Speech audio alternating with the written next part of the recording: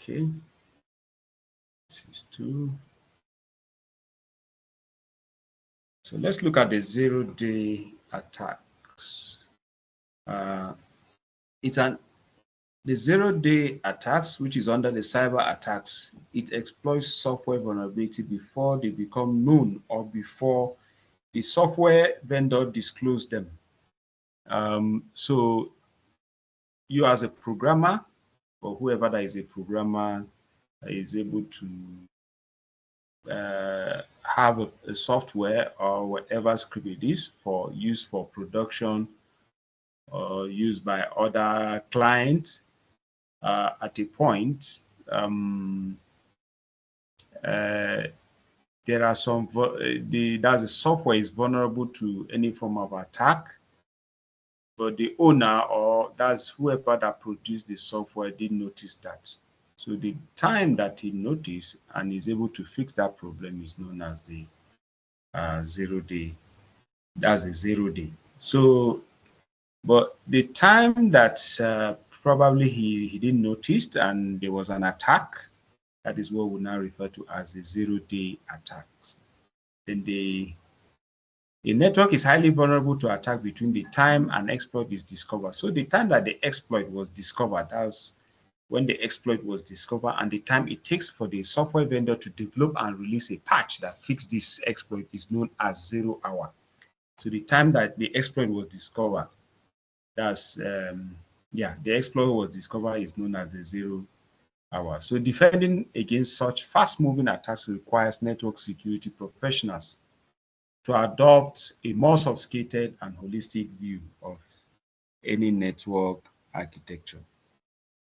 So the keylogger, what's a keylogger? The keylogger is it refers to the recording or logging every keystroke on a computer keyboard. So the keylogger is a software probably installed while you visit some sites. The software is downloaded to your system. So as you enter some credentials or information that is confidential, maybe like your banking details, your PIN number, your passwords, as you type on the key, your keyboard, that's the keystrokes are recorded and sent to whoever that created the software, which is the keylogger. So this is another method where attackers could read information from you to gather information from you that has to do with passwords or PIN. Okay. Let me check who is.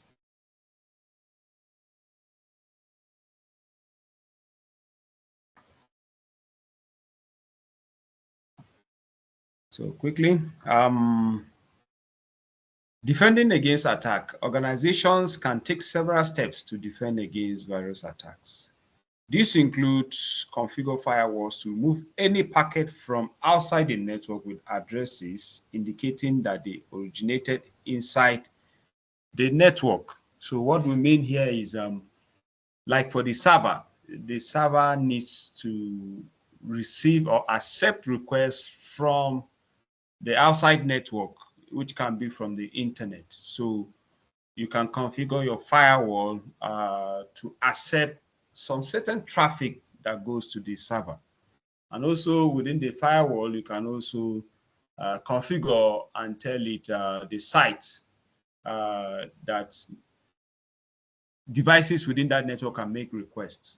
So that is what the firewall would do. So you protect what comes in and what goes out, or you configure to allow what comes in and deny others too. So that's what you can use a firewall for. So we have various types of firewall. We have the operating system firewall, then we have the other kind of firewall, which we call it the ASA, is a hardware firewall. So we won't talk much on that for now. So ensure patches and upgrades are current. So all these updates that you need to do daily or weekly or monthly on your device, they are very, very important to your system, to the health of your system. So when we say update, just like we mentioned the issue of zero-day attack, so the vendor or whoever that produced the software or the operating system must have discovered vulnerabilities, and they're able to come up with codes to see how they can protect those areas that are vulnerable or to close up those loose ends. So that is what you get through patches or updates. Patches are updates, and also you can upgrade. You can upgrade the system to a newer version that is more robust in terms of protection against any threat or any attack. Distributes the workload across server systems. So some of the things that you can do, you can also do it remotely across the server network or the system. So network devices use ICMP packets to send error and control messages. Organization can block external ICMP packets with their firewall to prevent DOS and DDoS. I think we mentioned this in our previous class. It's just to overwhelm a system such that others will not be able to have access to the server resources or to gain access to the content of the server. Okay. So the ICMP is more of like checking for errors and control. These are usually used, I think in our last class, I mentioned something about pinging to test our connection between our system and a remote system. So it uses this ICMP packet to achieve that. So let's look at the wireless mobile device attacks. The wireless and mobile. So this has to do with your Wi-Fi or your hotspots. So grayware and smishing, these are all wireless and mobile device attacks. So the grayware, any unwanted application that behaves in an annoying or undesirable manner. And while grayware may not carry any recognizable malware, it may still pose a risk to the user by, for example, tracking your location or delivering unwanted advertising. So you can have a software running on your system and it disrupts other works you are doing. So in the process, whoever that also brought out this software and you're using it can take advantage of the system by what? By tracking and also delivering unwanted pop-ups like advertisements. Short message service phishing or smishing. Another tactic used by attackers is to trick you. You get a text or fake text messages, prompt you to visit a malicious website or call for fraudulent phone number, which may result in malware being downloaded onto your device or sharing personal information. So you need to be watchful, especially some text messages that you get. Sometimes you don't even see a phone number attached to it. Sometimes it can be unknown. So you need to be careful when dealing with such text messages. Okay.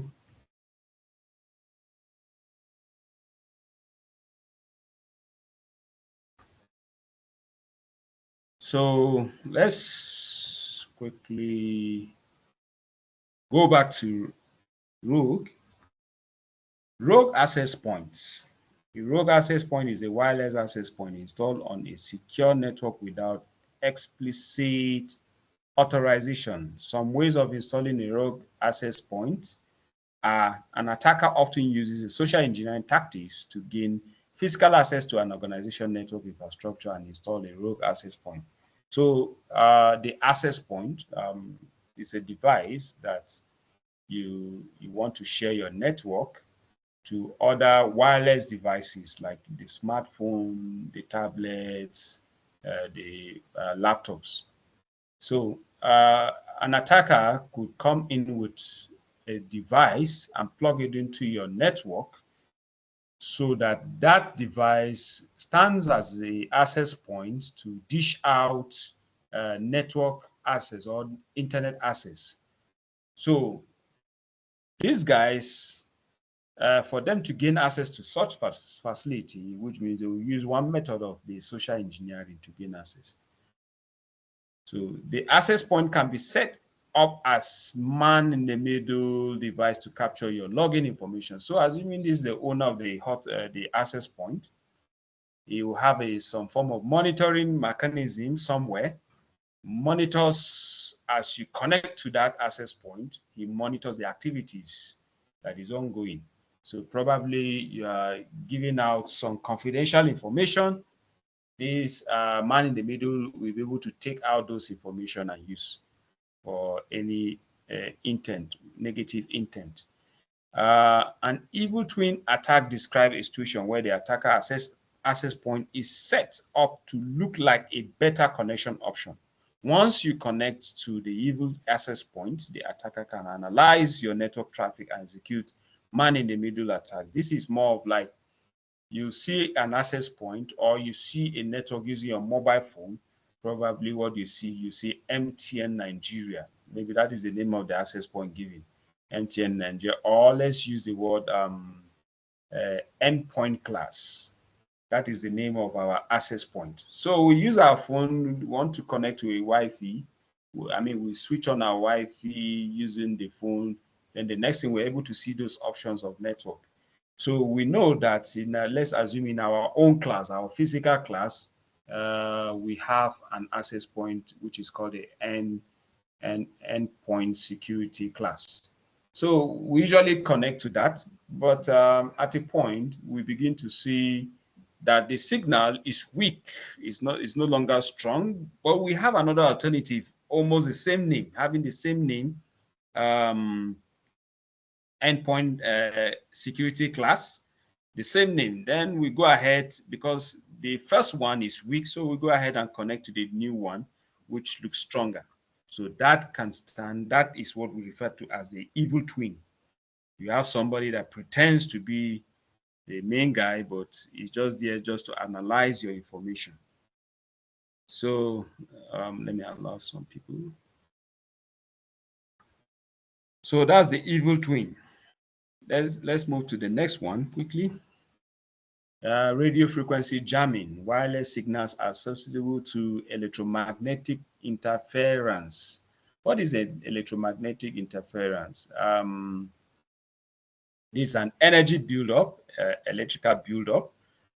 For some of you who did physics, when you have current flowing from one end of the wire to the other end of the wire, or one point of the wire to the other end or the other point, you have an energy build up around this electrical wire. So that energy build up is known as electromagnetic. It's electromagnetic in nature. So you can have interference that affects wireless communication, wireless signals, which are equally electromagnetic in nature.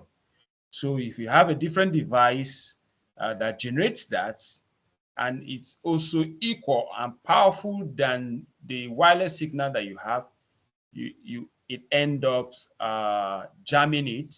It ends up destroying the nature of that signal. So that's what we mean by electromagnetic interference. Then we also have radio frequency interference, like the normal radio station. Let's just use the ordinary radio station that you know. You have your transistor radio. You have to connect to an antenna or a transmitter for you to listen to your audio, or the FM station. So within the environment, you can also have such interference that affects your network, especially if they are running at the same frequency. That can affect you as well. So put your mic on mute, please. Put your mic on mute. We're getting an interference too. We're getting an interference from you. So these are the things you get. So that can also affect that and can cause jamming. You can jam some wireless communication.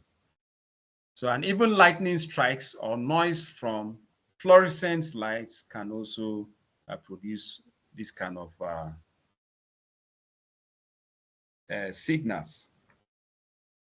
Okay. So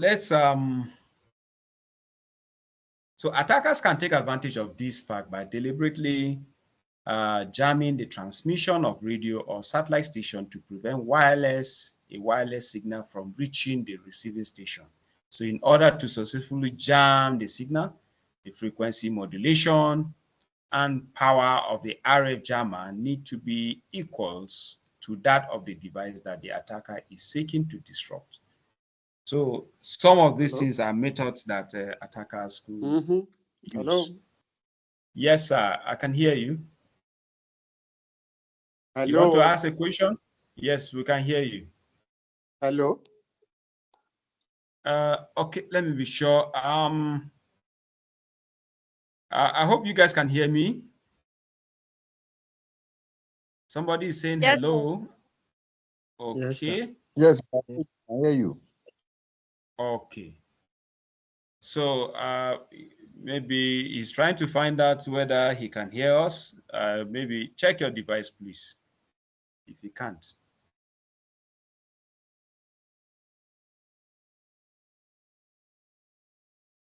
So even the Bluetooth technology, attackers too can use that.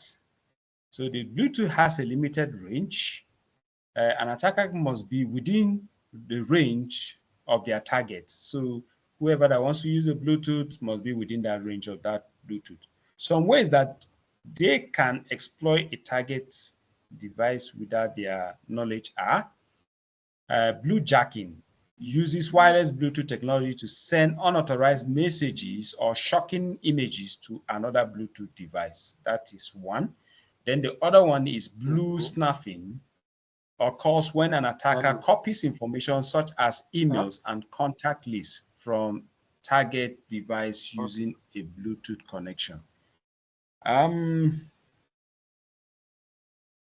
We're getting an interference somewhere. Sorry, let me see if I can fix that issue. Okay. All right. So let's quickly go back.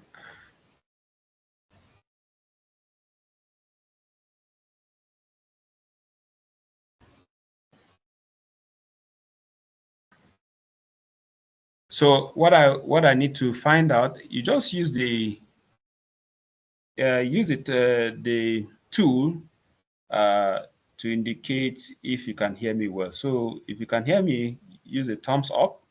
Click on the thumbs up icon or react. Let me be sure you guys can hear me. Yes. So 2 persons, 3 persons. Okay. So we are good. So let's continue.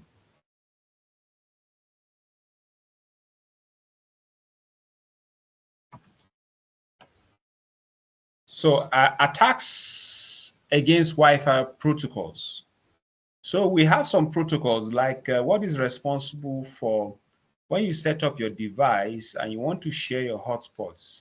You need to do some configurations, and those configurations allows other clients or other systems to connect to your hotspot.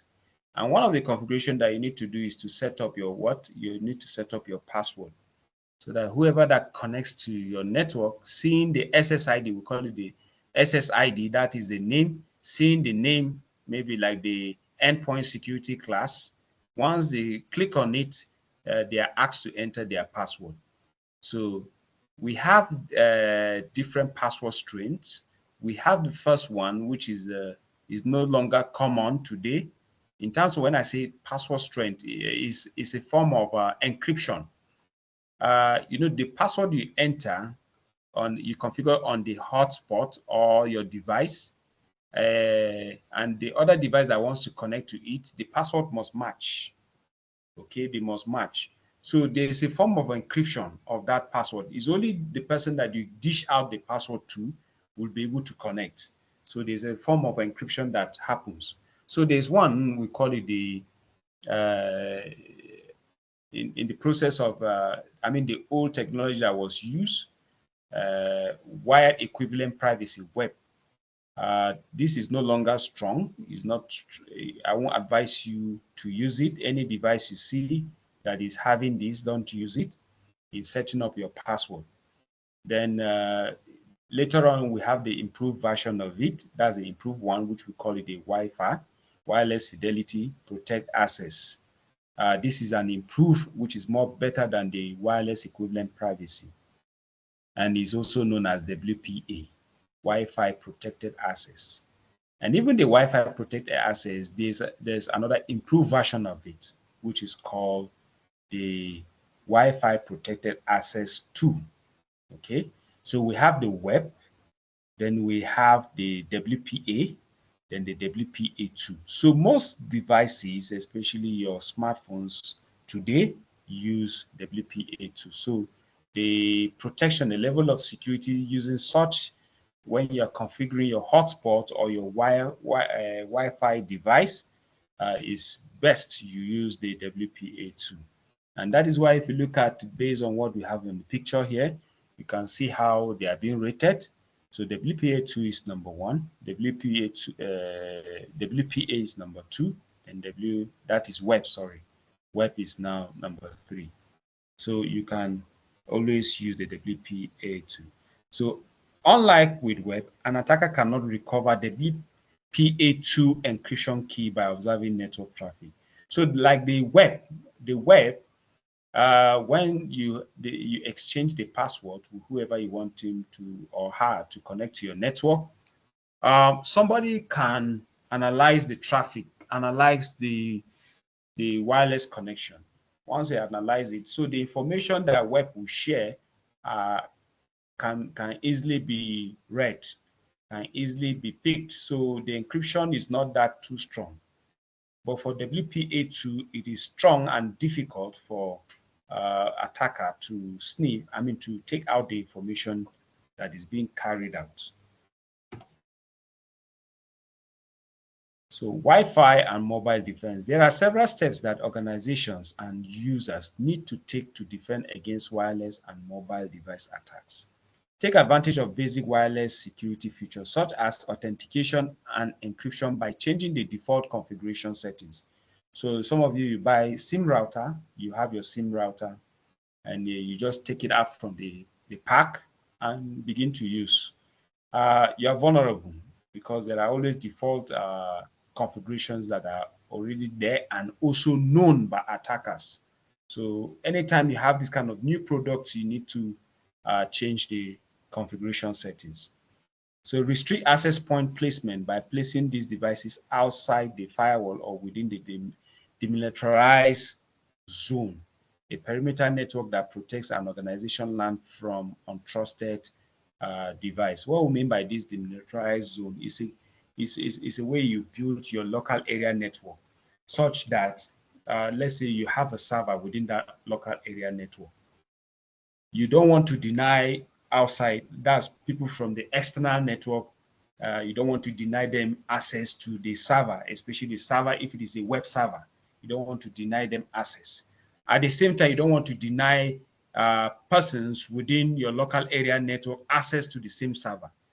So what you are trying to provide access to everyone. But there are key devices within your local area network that you wouldn't want an attacker to gain access to. Let's say it's a router or a switch. Okay, so you need to configure the network in such a way that you isolate the router and the switch from an external intruder or from even somebody within. So you create what we refer to as demilitarized zone. So such devices will not be attacked. Another way again, you can also have another server within the local area network, and you just want individuals within the local area network to gain access, but somebody from outside will not be able to gain access to the same server. So you can also build that, you can configure that, and that is what we also refer to as the militarized zone. So the wireless access or the access point can be within such an environment. You limit whoever that gains access to it. So you create that demilitarized zones for the access point. Use wireless LAN tools such as NetStumbler to detect rogue access point or unauthorized workstation. So you can go to the internet to locate this software. It's a tool.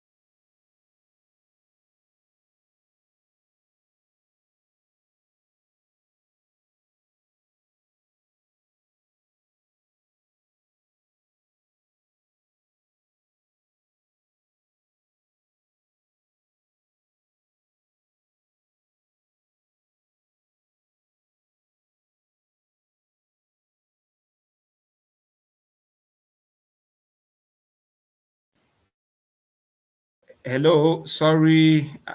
All this while my mic was muted. Hello, can you hear me now, please? My mic was Yes. muted. Wow, wow, Yes, wow. sir. I'm sorry. I think I've been talking all this while. I thought that you guys can listen, and no one said anything. So please, Oh, when you notice anything, please you just up to 1 minute. unmute up to 1 minute. It's not up to 1 minute, yeah.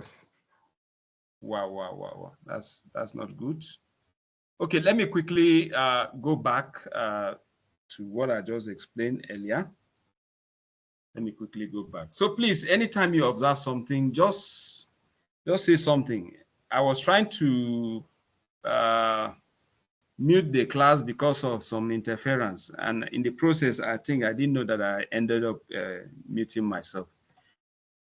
So I think I was able to explain the frequency jamming earlier. Then the blue jacking and blue snaffing, all these are methods where attackers could also use. They use the Bluetooth to send messages. That is called a blue jacking. They send messages, images to another Bluetooth device. The Bluetooth, that's a blue snaffing. This occurs when an attacker copies information such as emails and contact lists from target's device using Bluetooth connection. Then I was talking about the Wi-Fi. Using the Wi-Fi protocols, we have three main Wi-Fi protocols. We have the web, then we have the WPA, the WPA2. So the web is weak, okay? The web is weak. Attackers, any exchange you make using the web, what I mean by web, you go into like your SIM router. You can configure your web, you can configure your WPA and WPA2. The SIM router, there's a way you can go to the back end and make these changes. So if you choose web, what it means is that the password you enter within that system, the access point, whoever that wants to connect to your access point from their own device, they have to enter a password. So that password they enter will give them access to the access point and at the same time gain access to the internet. So what it means is if you use the web, when you share the password to your colleague or friend, just for him or her to gain access to the internet, an attacker who is able to analyze the connection will be able to filter and get out the information that has been exchanged between the device and the wireless access point. So web is not secured. So a better one, that's the one that is better than the web, is the WPA, which is also referred to as Wi-Fi protected access, is better. But at the same time, there's still a way attackers still find to gain access to the traffic. But there's a better one, which is currently in use today. It's called the WPA2. So WPA2 is far better. Most of the devices we have today run WPA2. Okay, so I will encourage, anytime you configure your access point, always choose WPA2. So Wi-Fi and mobile defense. There are several steps that organizations and users need to take to defend against wireless and mobile device attacks. Take advantage of basic wireless security features such as authentication and encryption by changing the default configuration settings. So when you get a new device, whether the SIM router or an access point you want to configure as, or you want to share as your access point to whoever that wants to connect to, make sure you change the default configuration settings, because attackers could guess what your default configurations are and may attempt to make the configuration changes on that device. So always make sure that when you have a new device, always change the default configuration settings. Restrict access point placement by placing these devices outside the firewall or within a demilitarized zone. But first of all, what do we mean by demilitarized zone? You have a local area network. Within the local area network, you have a server. A server is in that local area network. This server, it's a web server that allow access to external users and also internal users. So when I say internal users, those within the local area network, external users, those outside your local area network. So the server, you allow access to both those internal and external. But there are critical devices within that network that you wouldn't want maybe an external user to gain access to. So what you need to do is to configure the network in such a way that that particular device will be kept in a position that those who are within the local area network can gain access to the information, but those who are outside will not be able to gain access to that device, but they can gain access to the server. So that's what I mean by demilitarized zone. So even your access point can be kept within that location or can be designed in such a way it's within the demilitarized zone. So use wireless WLAN tools such as NetTumbler. You can check, is a tool online. You can check that tool. It helps to detect if there's a rogue access point or unauthorized workstation within your local area network. It's a tool that you can download from the internet. Develop a policy for guest access to the organization Wi-Fi network. Employees in an organization should use a remote access VPN for wireless LAN access. So what we mean here is even you are connecting to the Wi-Fi, the network, it's good that you have a VPN. So VPN creates a layer of, that's virtual private network, creates a layer of protection, encrypt your information in such a way that it's difficult for an attacker to understand or to decrypt the information that is being shared or sent. So application attacks. Cross-site scripting, XSS, is a common vulnerability in many web applications. This is how it works. So cyber criminals exploit XSS vulnerability by injecting scripts containing malicious code into web page. So that is why you see it's not every website you go to, it's not every website you visit, or just by mere clicking your unsolicited message that you got from your email, you click a link. So the danger is that cyber criminals will inject your web page, the page you want to visit or the page you want to have access to gain the content. They can inject this script into it, and that can be downloaded to your system. The victim accesses the web page, and the malicious script unknowingly pass to their browser. The malicious script can access any cookies, sessions, tokens, or other sensitive information about the user, which is sent back to the cyber criminals. So you can see these are methods that these guys can use. And that's the reason why we encourage that you get some internet security. Some people will say antivirus. There are some antivirus that will come with some level of protection against the cross-site scripting. So anytime you visit a site, it first of all scan that site to make sure that it doesn't contain this XSS, such that you don't have this injection script onto your browser. So that is what you get with that. Armed with this information, the cyber criminals can impersonate the user. So there are many methods that attackers can deploy just to gain access to your resources or your confidential information. So code injection.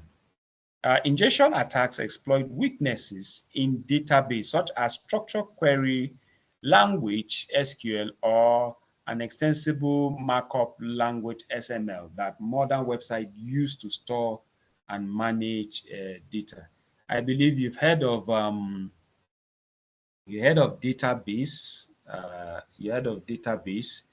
I have one. I believe you heard of WAM server. You can download the software and install it locally on your system.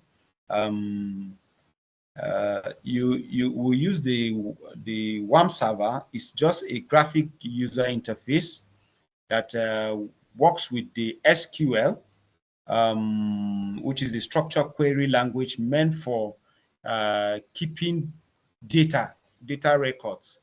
So that is what this application helps. So it's also good for those who are into web development or web design, especially those who want to build a dynamic website. They will need a database for that. So when you build your website, the content that you have, after a while it changes. You don't see the same content at some point. So those things are stored in the database. So the database has this information, but attackers have a way to inject some form of attack to database. So I just want to show you just a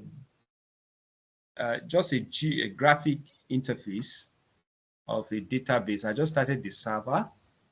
I think it's localhost. So I just want to show you, just to give you an idea of what we mean by a database. So the SQL, many times you just use the command line interface to gain access to it. But this is just the GUI, graphic user interface, that is allowing us to gain access to it. So, sorry, let me allow some people in.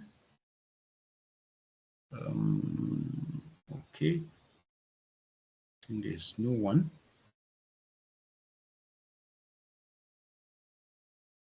So, I just want to hear yes. So, do you have this on your screen, an interface of PHP My Admin? Just say yes, please. Yes. Okay. Yes. Yes. All right. So this is just just an application that allows me gain access to my database, which is being run on the system, on my local system. So put your mic on mute, please, so that we don't have interference again, please. The moment you say yes, then you just go back and put off your mic. So this is just a graphic user interface. So here I have the databases. I have different databases I've created. All these are databases. Let me increase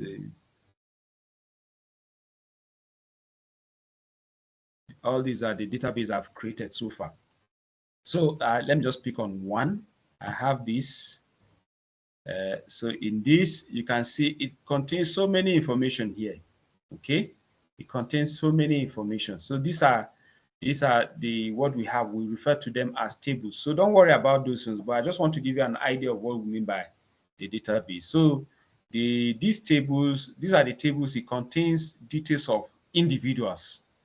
And you can see password, but I can't read what the password is saying here. I can't read it because it has been programmed to make it to make sure that we don't even see the password of the users. Okay, so this is giving me when he logs in. So this is just a database. This is just presenting it in a graphic user in a graphic form. You can run it without using a graphic form. You can use the command or the command line interface to do so. So what I'm trying to say is that, okay, just imagine this site contains this information. The password also contains when the person logged in. So there are other information I don't want to share here. Okay. So, but just for the purpose of this class, I want you to just have an understanding what is going on. So like this information now, the attackers could also inject, and you can have what we call SQL injection in a way that without me registering that person to the site or he registering, because probably must have made it private, so private that it's only selected person that will allow entry. These guys could find a way by injecting a script into our database, and in that process, they will gain access to either the website or the application. So, so based on this, you have SML. SML is another form of a database which is common with, I think, the Windows, Microsoft. SML database is one. Then the SQL is just one that I just showed you, SQL injection, but that one is just a graphic interface. Then the DLL injection. The DLL injection allows a cyber criminal to trick an application into calling a malicious DLL file, which execute as part of the target process. This DLL is common with Windows operating systems. The DLL is common with Windows operating system. Maybe you must have come across a file. You will see the extension ends with you see .dll. Let me see if I can open up one here using the Windows.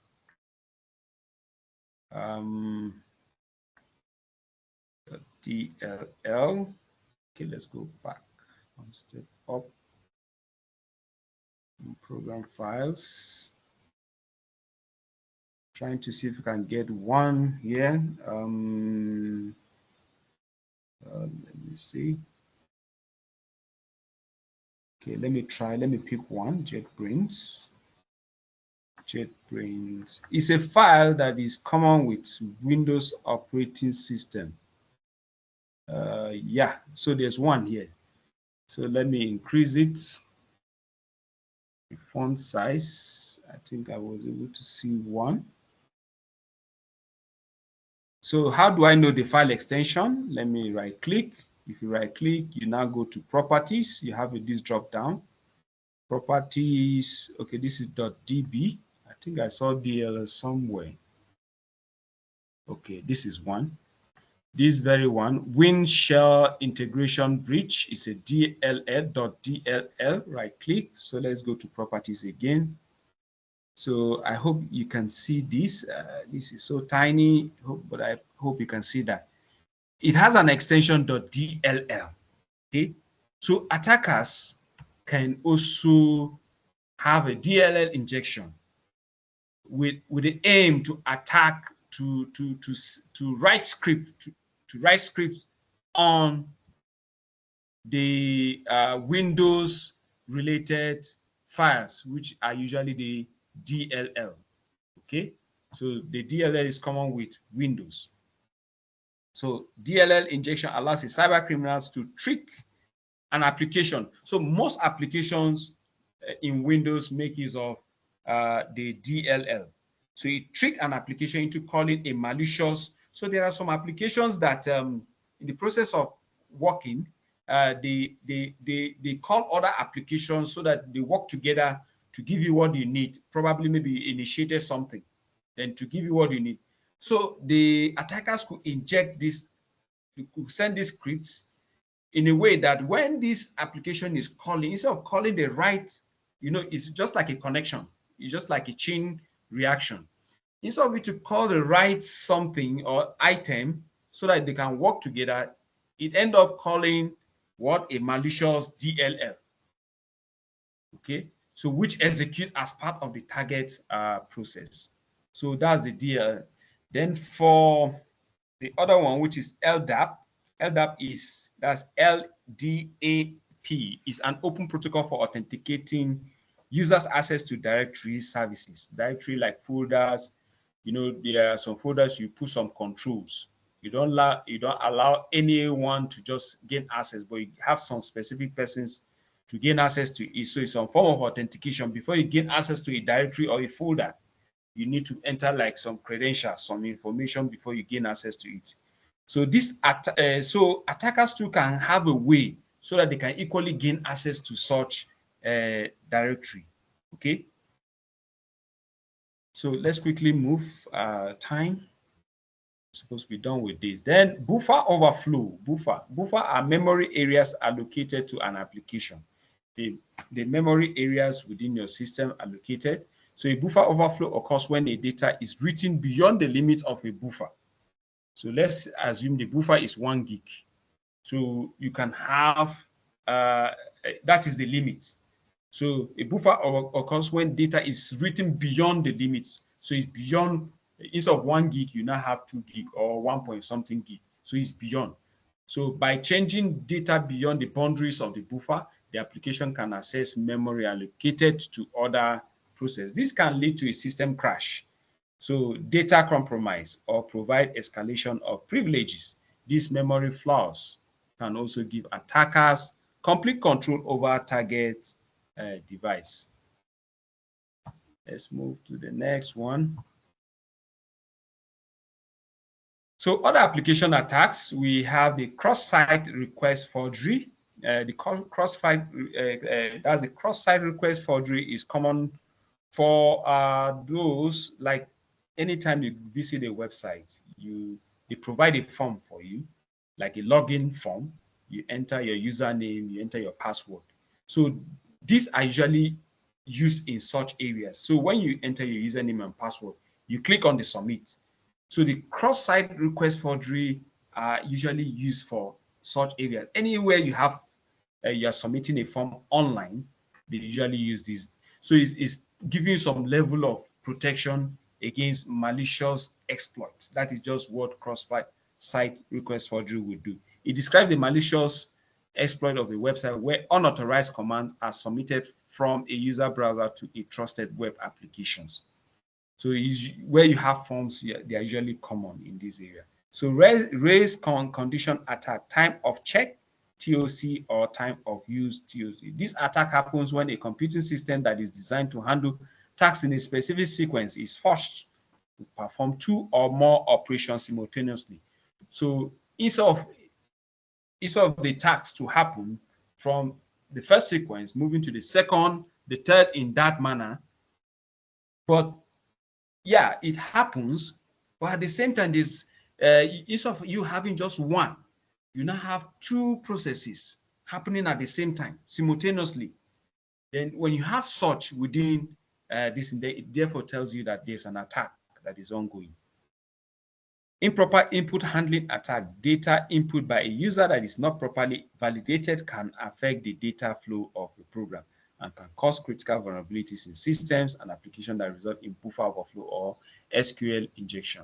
So improper input, maybe wrong information. Probably maybe you're supposed to enter a letter, then you want to enter a character, and you added another character in the process. That you may not know what you have caused. That could be a harm to a system. Error handling attack. Attackers can use error messages to extract specific information such as the host name of the internal systems and directories or files that exist on a given web server. as well as the database table and fields and names that. So let's move on. These are other attacks. We have application programming interface API attack. These API are becoming so popular now. They're becoming so popular. Let me give you an instance of an API. You have a website, let's say Google site. Then you have a different website that you want to go to. You want to log in. Maybe let's say Cisco. As you go to Cisco website, then they provide you with a form, and maybe you don't have an account with them. You don't have any account with them, with Cisco. So the usual thing in the past is you need to create an account. You need to submit your information. There's a form that comes out. You enter your first name, username, and whatnot. You enter those information before you now create it. But with the API now, the API makes a call from that Cisco website. Instead of beginning to fill a form, you tell it that it should fetch the information from Google websites or Google account. So it goes to Google account, fetch the information, and submit the information to Cisco. And in that process, Cisco now creates your account. So those are API. We have a lot of APIs in many areas that is being used today. Okay, so you can, it's just like an application interface, taking information from this to this other end so that it can be used. So attackers too can also take advantage of this. They can abuse that. Then replay attack, this replay attack like man in the middle. That's where you have replay attack. This describes a situation where a valid data transmission is maliciously or fraudulently repeated or delayed by an attacker who intercepts, amends, and resubmits the data to get the receiver to do whatever they want. Directory traversal attack. Directory traversal attack occurs when an attacker reads files on a web server outside of the directory of the website. So what we mean, an attacker is able to gain access to the information of the directory, the folder that is supposed to be in a server, but it's not within the server, it's outside the server. That's what we mean by this attack. Resource exhaustion attack. These attacks are computer security exploits that crash or hang, otherwise interfere with a target program or system. This one is more of like you overwhelm the resources like the RAM, the processor, and so on. So that's what we mean by this type of attack. So we have so many attacks here. Defending against application attack, what do you need to do? You can take several actions to defend against application attack. Some of them are the first defense against an application attack is to write solid code. The prudent programming practice involves treating and validating all input from outside of the function as if it is hostile. Keep all software, including operating system application, up to date and do not ignore update prompts. Remember that not all programs update automatically. So there are some you need to initiate them. Then the spam, spam unsolicited email. There are mails you receive. Those can take you to a different site. That's if you accept those mails, you open them, you could have malicious program that is downloaded to your system or it redirects you to another website. So those are other application, an example of application attack. So these are some of the indicators. I want you guys to look at that. Phishing, not the F-I-S-H. This one is P-H-I-S-H. Phishing is a form of fraudulent activity often used to steal personal information. So this one usually common with mails. So it occurs when a user is contacted by email or instant message or in any other way by someone masquerading as a legitimate person or organization. Maybe within your organization, you have like a director. Usually the director usually send a message to you, but probably this time around, somebody will pretend to be the director and is sending a mail to you. So that can be also an attack in that process. The intent is to trick the recipient into installing malware or their device or into sharing personal information such as login credentials or financial information. Then the spear phishing. The spear phishing, like the phishing, anyone can fall in, can be a victim when it comes to phishing.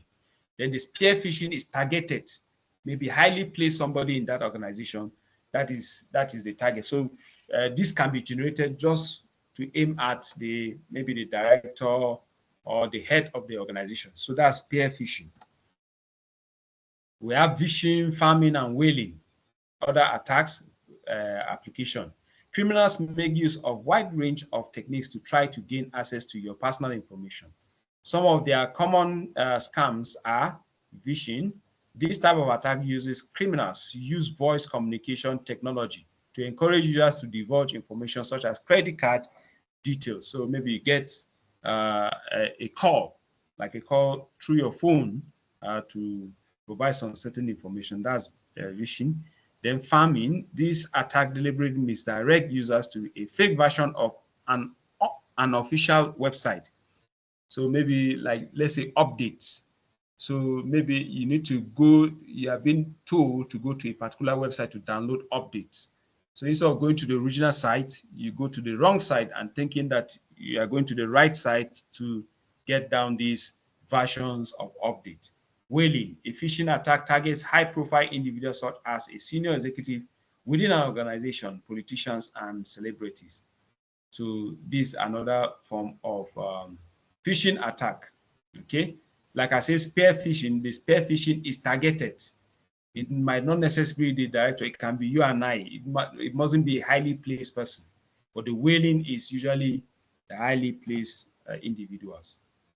So defending against email and browser attacks, some of the important action that you can take to defend against email and browser attacks, these are some few that you can also look through. Okay. So we still have more attacks. These are other attacks you can look at. Okay. So as it is, we have come to the end of the module 1. Let me pause a bit before we now move to module 2. So so far, I hope I'm not alone. I hope I'm not alone. So are we together? Yes. Okay. So any questions so far with respect to the module 1? Or if there's none, we'll move to module 2.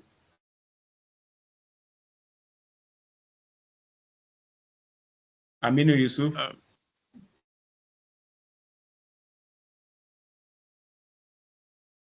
No questions, sir. All right. The house is quiet. So I hope as we're doing this, I hope you guys were following. There are some assignments for you. There are some works that you need to do.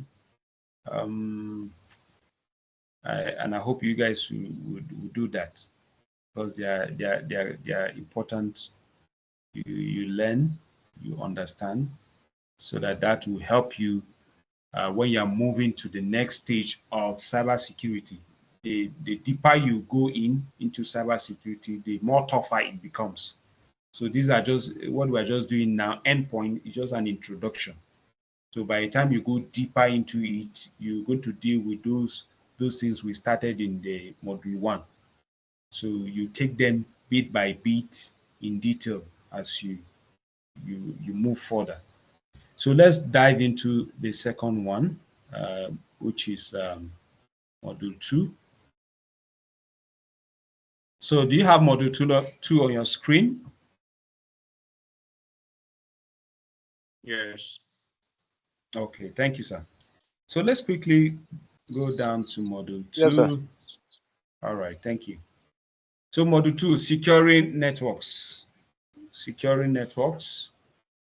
So this is a topic title, topic objective. So current state of affairs. So there's a video for you online. I think you need to watch that video. Very interesting. It's all about somebody who was arrested. So he was giving a story of how he was able to hack into a system. So he was giving the story, giving the process, the part, what he did to gain access to something. So just watch the video. It's interesting. Then let's look at So even in the attacks, all these things, we talk about the application and whatnot, there are other aspects of the infrastructure that can be attacked, like the network. The network is also another area that can be, that are targets for an attackers.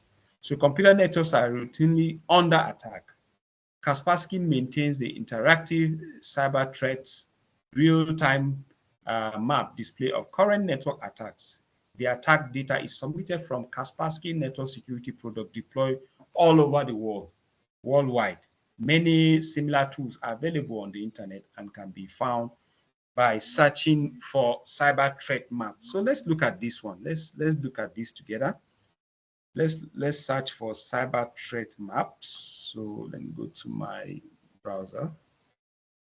So I'm going to type cyber threat. Okay, cyber threat map is there. So just like we said, we have different organizations that provide these. They try to give you a real time of events of attacks all over the world. So we'll go with Kaspersky. Kaspersky has been into this business of cyber security for a very long time, and also provided some anti-malware programs for sale, for personal use, and also for server use. So let's visit this site, which is Kaspersky Cybermap, kaspersky.com. So they will give us a live what is going on all over the world, worldwide. Give us information about attacks that are ongoing at the moment. So you can see this map, the world, which is the globe. You can take your time. I hope you can see what's going on here. This one, currently United Kingdom, there are, okay, here it gives statistics of most attack system, like Germany, it says six most attacked country. So it's giving us rating here, what we have here. Then it's giving us what that have been attacked. You can see it has changed to Canada, now 33 for Canada. They've observed that live about maybe 33 networks or devices are being attacked. Okay, so I think you guys will just give me a moment. Let me change my power source quickly. Let me change my power source. We'll come back shortly. So let me change my power source. Just give me